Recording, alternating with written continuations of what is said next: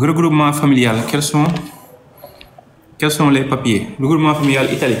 Donc, je ne sais pas ban contexte nga bëgg waxee parce que regroupement familial dafa am ñaari façon. Bu fekkee par exemple yow sa jëkkër bi ne Italie moo la bëgg defaral regroupement familial moom moo ko war a déposer foofu si Italie li muy joxe mooy le certificat de mariage bu dee da ngeen am doom ngeen def jox extrait de naissance su xale bi le livret de famille moom sa jëkkër mi ne foofu moom dafay joxe son contrat de travail en Italie mu joxe son contrat de location son dernier avis d'imposition yooyu la war a joxe su ko joxee mu boole ko yow sa passeport ak sa document de mariage ak yooyu mu déposer ko à la mairie wala la préfecture bi ko gën a jege su ko defee mu def benn temps ñu jox ko papier bi ñu woowee nulla osta mooy le document de regroupement familial pour l'Italie nulla osta boobu bu paree moom la lay envoyé fii Sénégal bu la ko envoyé nag nga daal di def sa demande de rendez-vous sooy dem si rendez-vous bi même document yooyu nga amoon mooy certificat de mariage beeg livret de famille beeg yooyu moom ngay boole ko garant mooy sa jëkkër bi nga xam ne moo lay andi foofu mu joxewaat garant mooy mu joxewaat son relevé compte bancaire def benn lettre bu ko wane ni moom mooy jël en charge de ce séjour bu ko defee nga déposer ko su dee Italie regroupement familial dafay laaj nga daal di légaliser tous les documents nga daal di traduire tous les documents en italien nga soog koo déposer ambassade c'est comme ça que ça se passe. Italie ak Espagne daanaka ñoo xaw nduru les procédures de regroupement familial. Regroupement familial mun na jël temps tuuti parce que dafay dem de 6 à 8 mois maintenant lu jar a xaar la parfois nag am ku ma woo sama jëkkër bi ngi Italie mais regroupement familial bi dafa yàgg man dama bëggoon def visa touristique je le conseille pas parce que soo demee visa touristique yow li ngay bëgg mooy ñaan visa touristique soo demee foofu nga toog fa mais malheureusement soo fa demee nga toog fa da ngay nekk ci irrégularité alors que soo muñee tuuti en maximum 1 an sa regroupement familial pare nga dem fa da ngay am carte de séjour même si yow soo liggéeyul sa jëkkër tant que mi ngi liggéey di mën a subvenir aux besoins du foyer rek di nga fa mën a toog donc yéen ñi nga xam ne da ngeen am regroupement familial surtout pour l'Espagne dañoo def benn stratégie boo xam ne soo waree ut rendez-vous regroupement familial dañuy jox ay rendez-vous 2026 2027 maintenant rendez-vous yooyu xam naa ne compliqué na de pour ngeen xaar ko de mais je vous conseille ngeen xaar ba seen rendez-vous jot plutôt que ngeen di demander ay arrivée payée et cetera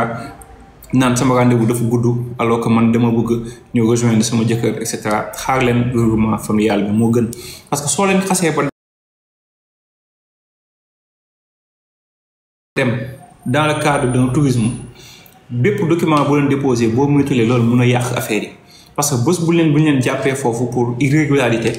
rek mun na jafe-jafeel seen intégration donc noonu la demee les regroupements familiaux surtout en Espagne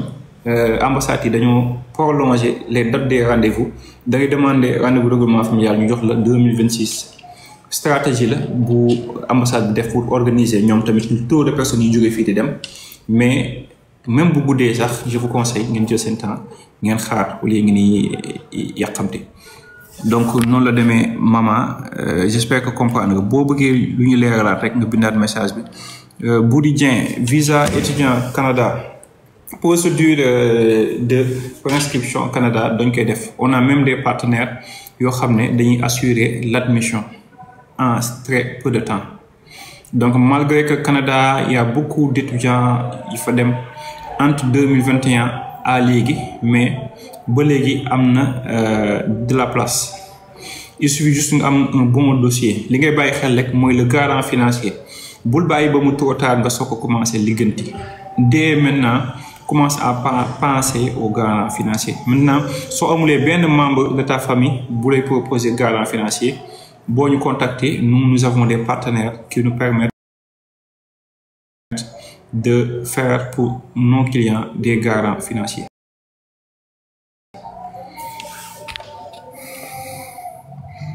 Visa Espagne am na Pulaar visa Espagne am na.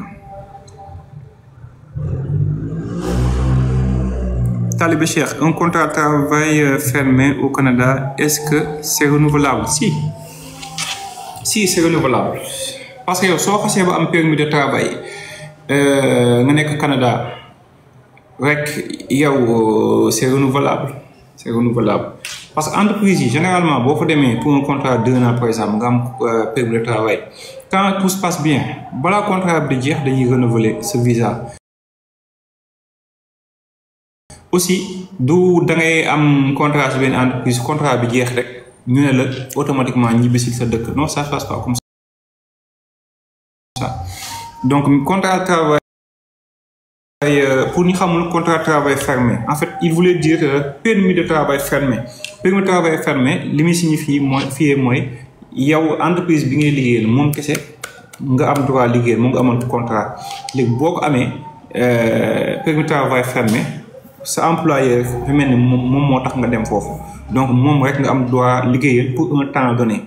donc loolu mooy contrat de permis de travail fermé c'est ça mais soo ko amee c'est renouvelable.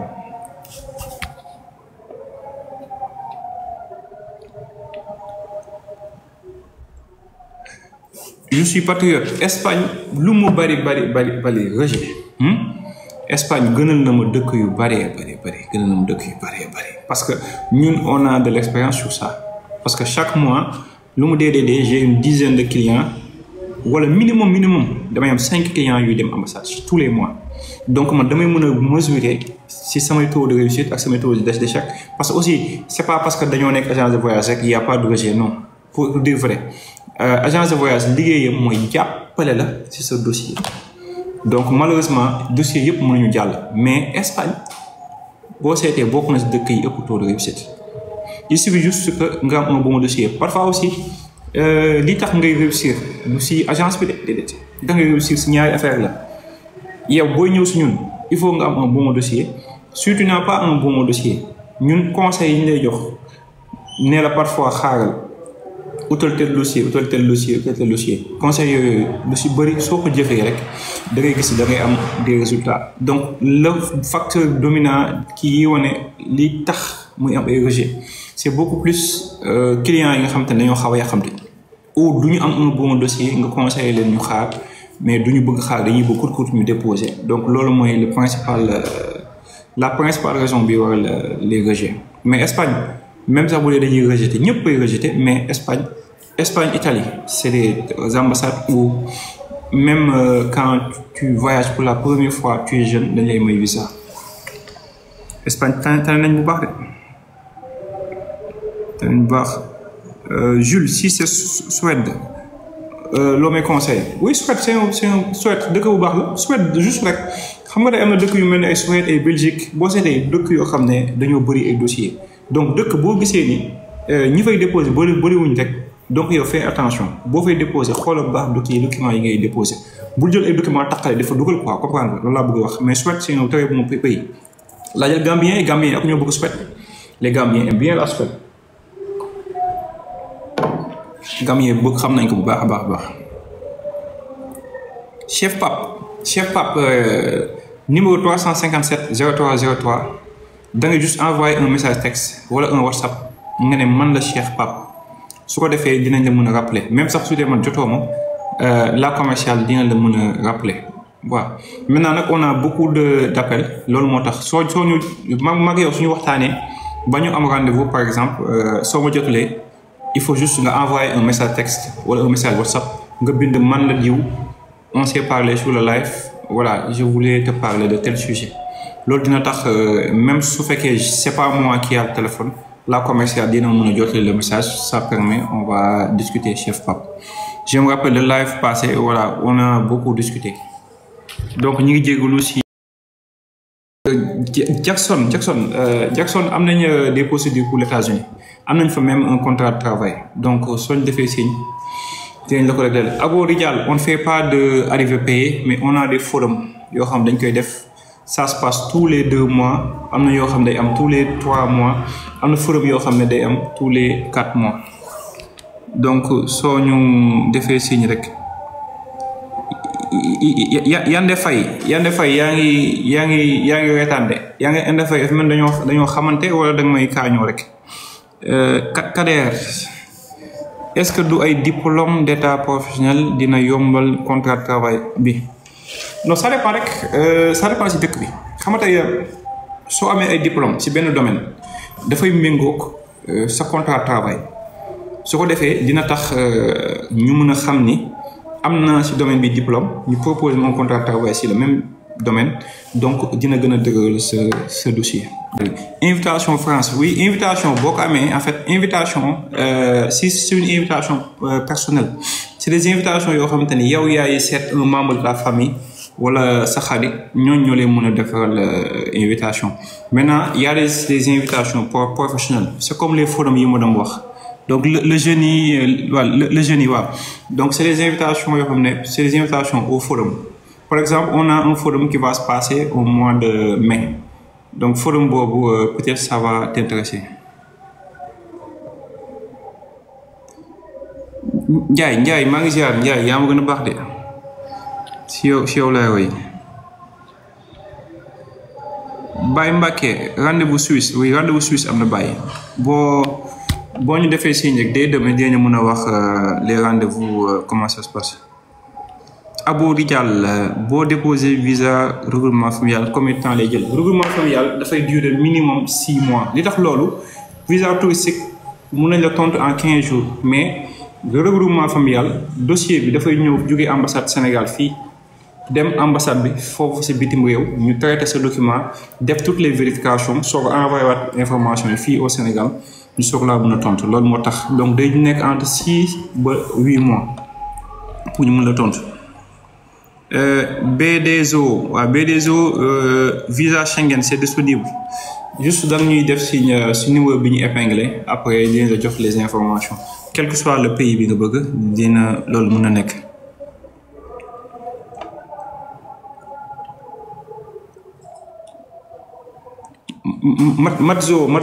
Matzo visa États-Unis am na mën na nekk. États-Unis bu dee rendez-vous nga bëgg États-Unis on peut vous trouver un rendez-vous en 1 mois. Sinon aussi on a d'autres options yu ñu mën a proposer pour les États-Unis.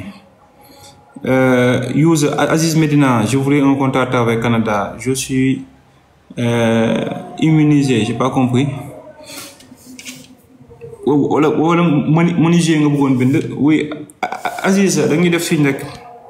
on a un contrat de travail pour le Canada boo ñu defee signe ñu wax la comment ça se passe. Visa de travail Portugal c'est possible. Visa Schengen Samba ça dépend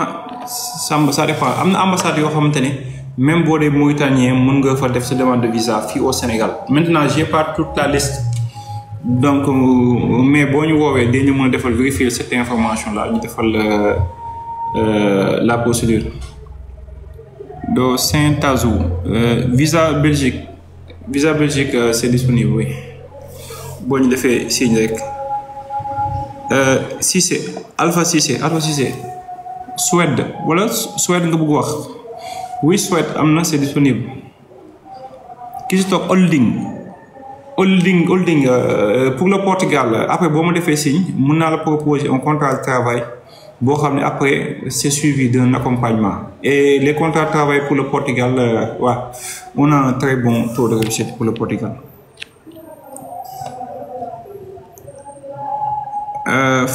Baye Fall oui dañuy def Angleterre soo ñu defee signe rek on vous dit comment ça se passe. Visa Italie IBN Ibn Cheikh oui Italie am na.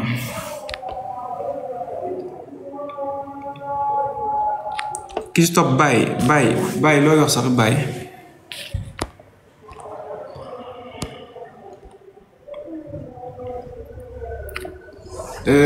Kii ne j'ai un bac j'ai un bac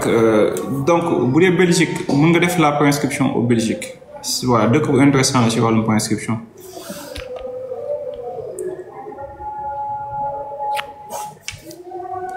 waaw kii monsieur Ndiaye da nga may def signe rek pour le contrat de travail aux États-Unis boo ma defee signe je pense que on avait 2 places disponibles pour le contrat de travail aux États-Unis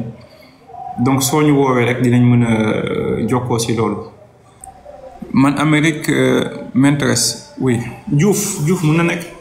États-Unis man damay naan kenn ku nekk au moins da nga war a essayer au moins une fois nga def demande de visa États-Unis parce que États-Unis mooy dëkk ba nga xamante ne chance la quoi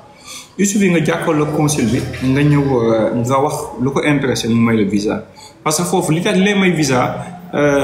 c'est pas juste les documents foofu les may visa c'est ta personnalité ta manière de t'exprimer ta façon d'être à l'aise à l'entretien donc loolu moo lay may visa pour les États-Unis loolu moo tax képp ku leen defal procédure pour les États-Unis daf leen war a préparer à l'entretien mais pas mu jox la ay documents rek yow xamuloo luñ bind ci documents yi alors aux États-Unis boo seetee le formulaire 260 bokk na ci formulaire yi gën a naqaree defal parce que dañuy poser tellement de questions mais ces questions là waruloo ko répondre rek maanaam nga ñëw ci man ma defaral la le formulaire 260 waxuma la lan moo nekk ci formulaire bi yow nga jël formulaire bi kese yóbbu ko xamuloo li ci nekk xamuloo fan ngay dem xamuloo ban ville ngay dal xamuloo ban hôtel ngay jël xamuloo boo demee fan ak fan ngay visiter donc loolu mooy lan ñu bëri suñuy def entretien aux États-Unis parce que kooku day ñëw jël sa dossier di poser ay questions si loo xam ne yow yaa ko bind de wala boog dañ la ko bindal mais xamoo si dara moo tax sooy def demande de visa aux États-Unis formulaire 260 même sax bu dee jàngoo wala bu sa jàng soriwul laa bëgg wax waxal kooku mu wax la ban ville ngay dem si États-Unis wax ko mu wax la ban hôtel la prévoir ngay dal na la jox au moins ay quelques sites historiques wala quelques villes yi ngay visiter quelques endroits parce que yooyu soo ko préparé psychologiquement soo ñëwee conseil bi da lay naan lan ngay defee aux États-Unis di nga mun ne ko man kat man la diw dama bëgg dem seen dëkk pour mën a visiter j'ai fait des recherches sur telle ville gis ni am na ay endroits yu magnifique comme endroit tel nga xam endroit bi endroit tel situé dans telle ville foofu laa bëgg dem su ma fa demee bëgg naa découvrir lii bëgg découvrir su ma jógee foofu dem fii dem fële mais pas nga ñëw ñu poser des questions looy def États-Unis rek ne dama bëgg dem pour tourisme daal di noppi ñun ñu ne la est-ce que da nga am koo fa xam nga ne am naa sama benn frère boo fa xam rek consul ne comme da ngaa bëgg daal ñu may la visa nga dem sa frère boobu daal lay héberger nga bañ a ñëwati moo tax booy def demande visa États-Unis bul basé wu si ci xam naa ko kenn wala déet. tey quelques conseils yi ma bëgg partager au niveau de questions yi ñu la mën a laaj pour les États-Unis mais généralement nous suñu amee un client qui va à l'ambassade des États-Unis dañ koy préparer pour l'entretien on fait benn exercice où je lui pose le maximum de questions yoo xamante ne je le prépare à certaines réponses donc c'est ça pour les États-Unis. J'ai un contrat de travail au Maroc est-ce que sama tons mën na defal invitation Italie waaw c'est-à-dire que mën na defal invitation loolu jotewul dara ak sa contrat maintenant contrat de travail bi nga am dafay justifier lan ngay liggéey dafay doon juste nu ñu koy wootee dafay doon benn garantie que yow am nga assise financière wala boog am benn activité boo xamante ne dafay tax yow comme visa touristique ngay demandé soo demee nga ne leen am naa liggéey Maroc c'est un très bon contrat un très bon salaire donc su ma demee j'ai l'intention de visiter voir mon oncle ñu visiter dëkk bi mais damay ñibbisi donc li nga may wax nii c'est possible.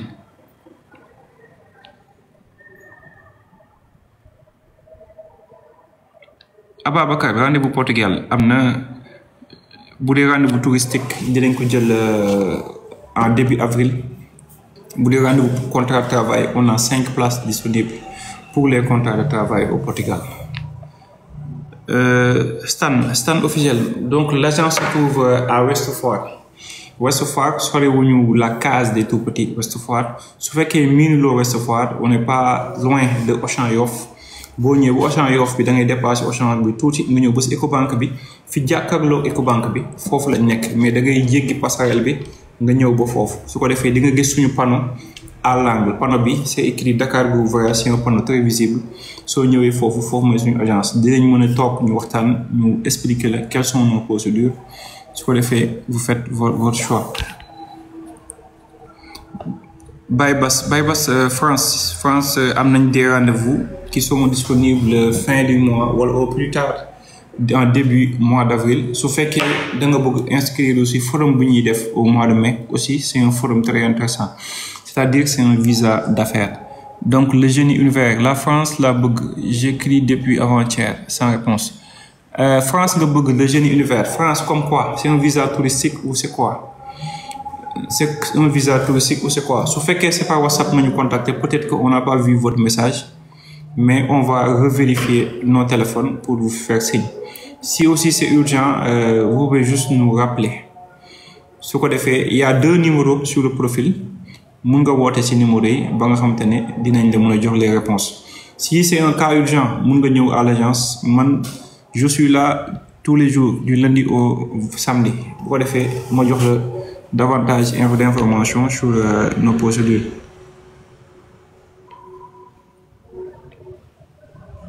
Entretien France. En fait, Amsic Shop. En fait, France a un entretien. France, il faut juste déposer ces documents après dire. Entretien, interview, pour États-Unis. États-Unis, Luxembourg. Il y a des quoi. Du def entretien. Mais pour le cas des États-Unis, il faut un cas spécifique où nous li nga xamantene moy tax ce séjour ñu accepter ko 99% wala 90% c'est basé sur l'entretien mais France bokul ci deuk yoy France il suffit juste d'avoir un très bon dossier après c'est bon donc so kana rendez-vous Espagne regroupement familial oui rendez-vous regroupement familial kay mën nañ la outal so kana lolu jafewul loolu jafewul da ngay juste woote si kii bi numéro commercial bi waa G boo ma defee signe rek inshallah dinañ déggoo j'espère que mën naa déposer Maroc non Maroc xam nga Maroc amul visa Maroc c'est juste billet d'avion rek ngay wut billet d'avion ngay wut Maroc ak Sénégal dañoo am de très longues relations diplomatiques ba nga xamantene bo sété sénégalais moy la communauté bi nga xamné mo gëna nek à l'aise au Maroc marocains yi dañoo bëgg sénégalais machallah ñoo bëgg sénégalais am sik no entretien bu féké olof ngay laq bu la neex nga def sa entretien wala sa interview lañ koy woyé quoi mu nga def sa interview en wolof si il suffit que bo ñëwé dañuy laq la ngay laq nga ne man olof lay laq ñu andi la ko xamné olof lay laq comme ça ki nga xamantene déggul olof ñu la koy traduire quoi c'est comme ça que ça se passe madame Bousso oui dañuy jaay billet d'avion oui dañ koy jaay wa sokana oui inshallah bo woté joto rek da ngay envoyer ben message nga ne man la sokana on s'est parlé sur le live su ko défé dinañ la mëna rappeler donc Mbaye Marseille France pour visa 15 jours tu peux avoir la réponse si parce que man lool c'est conseillé sax man limay wax moy soy dem def demande de visa touristique non bul demander lu ëpp 15 jours surtout su fekkee sa première demande là bul demander lu ëpp 15 jours oui tu peux avoir une réponse positive te France aussi bokk na ci ambassade yoo xamantene seen temps de réponse gaaw na quoi hormis quelques exceptions yu naan de France déposé naa sama visa dafa yàgg mais boo seetee ñooñu c'est l'exception ñooñu c'est pas la règle maintenant di nga gis ay cas ku lay naan déposé woon naa sama passeport et cetera par exemple Pape Sidi expliqué na cas am dafa déposé demande de visa mayuñu ko visa mais dañoo téye passeport am lu yàgg mu soxla passeport am pour dem beneen dëkk mais joxuñu ko passeport mu kaas ba sonn après mais histoire boobu raconté na ko fu nekk mais yooyu boo seetee c'est des exceptions loolu c'est pas la règle parce que tamit ambassade yi imaginez ambassade boo xam ne chaque jour mu am une cinquantaine ou une centaine de personnes yi déposer seen visa léegi ambassade bi kenn du ku nekk muy tardé ce dossier ambassade du def loolu quoi vous comprenez maintenant c'est des cas isolés mais généralement en 15 jours généralement ñoom dañ lay tontu c'est comme ça que ça se passe Ndiaye dëkk boobu nag li ma koy def bëriwul de waaw mais bon boo ñu woowee on peut faire des recherches sur l'Irlande su fekkee Irlande nag am na yeneen dëkk yi ko intéresse yi ko gën a intéressant ñu proposer la ko Sénégal yi nag ak ñoo bëgg loqati ay dëkk da ngay gis ñoo xam dañ lay wax ay dëkk yoo xam ne man mi sama bopp sax musuma fa def ay procédures waaw mais c'est intéressant man su fekkee par exemple da nga ma wax sa projet de voyage expliquer ma un peu dëkk boobu comment ça se passe je peux faire des recherches ma wax la naka la demee parce qu'en fait il faut savoir que soo ne yooyu agence de voyage tu peux pas être spécialiste de tous les pays ni muy demee rek mooy clients yi dëkk yi lay gën a demandé nga si gën a liggéey dëkk yooyu ngay nekk à jour sur les informations wu dëkk boobu c'est comme ça que ça se passe. Maintenant en principe nag soo xasee ba mën montage dossier rek dëkk yu bëri ñoo ndóoroo ni muy doxee li différé rek mooy naka la ñuy utee rendez-vous famille plateforme rendez-vous bi ambassade Irlande par exemple fan la nekk si Sénégal loolu mooy la différence. Mais li may wax rek bu li dégg si internet bi benn dëkk rek nga ne yow da nga fay dem defal un peu de recherche sur le pays. Mais Irlande ça peut être un très bon choix seulement defal un peu de recherche sur ce pays là.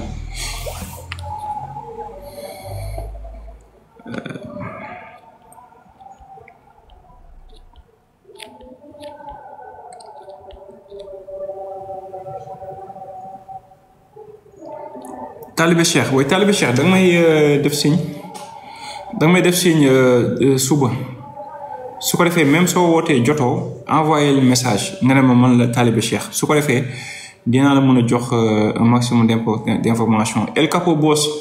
El Capo du ma def arrivé payé mais am naa ay forum yoo xam te ne mën na la intéressé.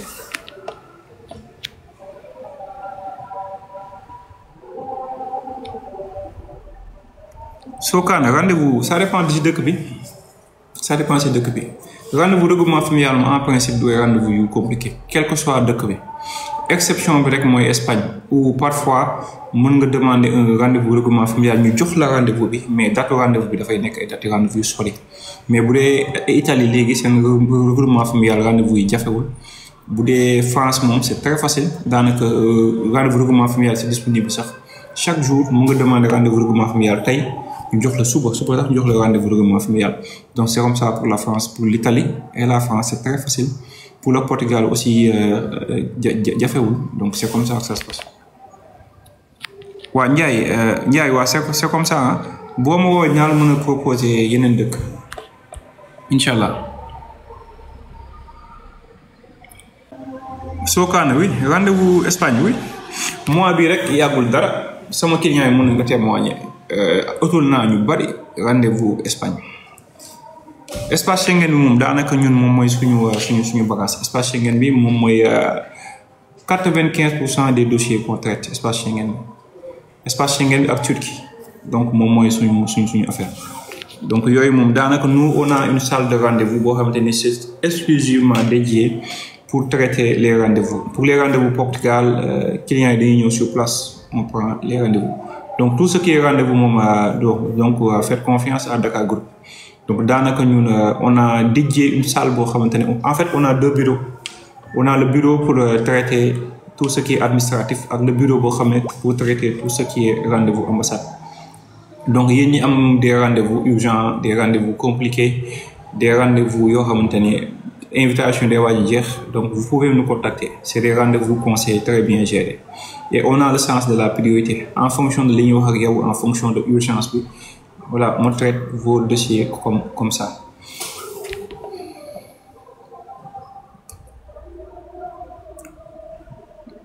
Lui rendez-vous France Chena rendez-vous France mooy rendez-vous pour dem déposer ambassade France loolu mooy rendez-vous France. Soo déggee rendez-vous rek rendez-vous mooy soo waree dem ambassade il faut nga am rendez-vous ba pare balaa nga dem c'est comme ça ça se passe.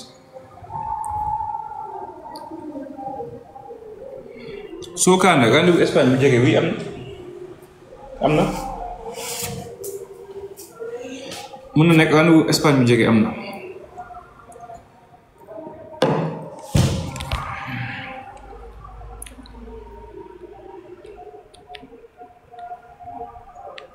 dama déposer Portugal ça fait 9 mois ba tey